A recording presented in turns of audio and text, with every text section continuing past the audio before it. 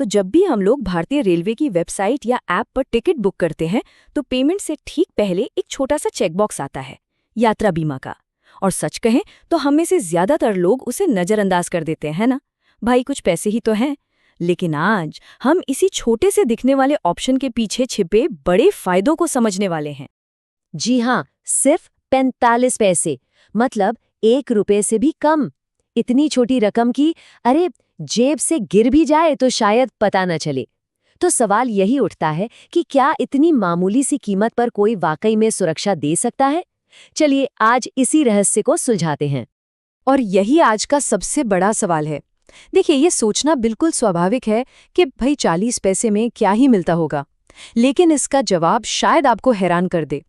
तो चलिए इस 45 पैसे के रहस्य से पर्दा उठाते हैं और देखते हैं कि इस बीमा पॉलिसी के अंदर असल में है क्या। तो सबसे पहले बात करते हैं कवरेज की। आखिर इसमें मिलता क्या क्या है। देखिए, ये पॉलिसी कुछ बहुत ही गंभीर, हालांकि काफी रेयर घटनाओं के लिए एक सुरक्षा कवच देती है। मतलब ऐसी चीजें जिनकी हम कभी उम्मीद नहीं करते, लेकिन जिनके लिए तैयार रहना ही समझदारी है। तो ये बीमा असल में कवर क्या करता है? देखिए, ये कुछ बहुत ही सीरियस सिचुएशंस को कवर करता है, जैसे कि दुर्भाग्य से आकस्मिक मृत्यु या फिर परमानेंट टोटल डिसेबिलिटी, मतलब ऐसी हालत जिसमें कोई इंसान फिर से काम करने लायक नहीं रहता। इसके अलावा परमानेंट पार्शियल डिसेबिलिटी, चोट लगने पर अस्पताल में भर्ती होने का खर्च, और यहाँ तक कि पार्थिव शरीर के ट्रांसपोर्टेशन का खर्च भी इसमें शामिल है। चलिए अब आते हैं उस हिस्से पर जिसका सबको इंतजार है, यानी बड़ा खुलासा। इन घटनाओं के लिए बीमा कंपनी असल में कितना पैसा देती है? जरा ध्यान से सुनिएगा, क्योंकि ये आंकड़े वाकई में काफी इंप्रेसिव हैं। और ये रहे वो आंकड़े जो सच में चौंकाने वाले हैं। मृत्यु या परमानेंट टोटल डिसेबिलिटी की हालत में बीमा की राशि है पूरे 10 लाख रुपए। जी हाँ, सही सुना आपने, 45 पैसे के बदले 10 लाख।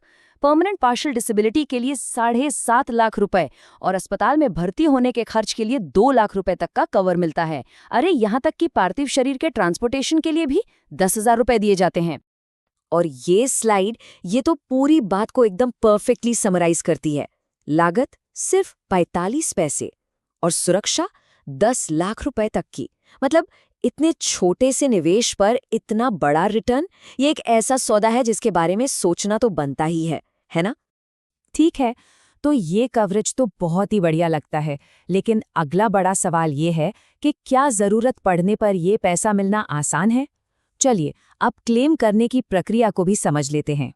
तो सबसे पहले ये दावा या क्लेम होता क्या है? सुनने में थोड़ा भारी शब्द लगता है, पर है बहुत सिंपल। ये बस बीमा कंपनी से पॉलिसी के तहत मिलने वाले पैसे के लिए किया गया एक फॉर्मल रिक्वेस्ट है। और ये प्रोसेस उतना मुश्किल नहीं है जितना लगता है। पूरी प्रक्रिया को ना 4 आसान स्टेप्स में समझ सकते हैं। पहला, घटना के बाद जितनी जल्दी हो सके बीमा कंपनी को इन्फॉर्म करें। दूसरा, एक ऑफिशियल क्लेम फॉर्म भरें और जमा कर दें। तीसरा, जो भी जरूरी कागजात हैं जैसे मेडिकल रिपोर्ट्स वो सब दे दें। और चौथा और आखिरी स्टेप, कंपनी आपके क्लेम को वेरीफाई करती है और पेमेंट प्रोसेस कर देती है। देखा, उतना भी मुश्किल नहीं है। तो हमने कवरेज देख लिया, कितनी रकम मिलती है वो देख लिया, और क्लेम का प्रोसेस भी समझ लिया। अब इस सारी जानकारी को एक साथ रखते हैं और देखते हैं कि इसका असली मतलब क्या है। मतलब फाइनल टेक अवे क्या है? ये बात बिल्कुल सही बैठती है। ये सिर्फ चिल्लर नहीं है, ये एक टॉफी की कीमत में मिलने वाला एक बहुत बड़ा फाइनेंशियल सेफ्टी नेट है। और ये एकदम सच है। उन 45 पैसों को सिर्फ चिल्लर समझना एक भूल होगी।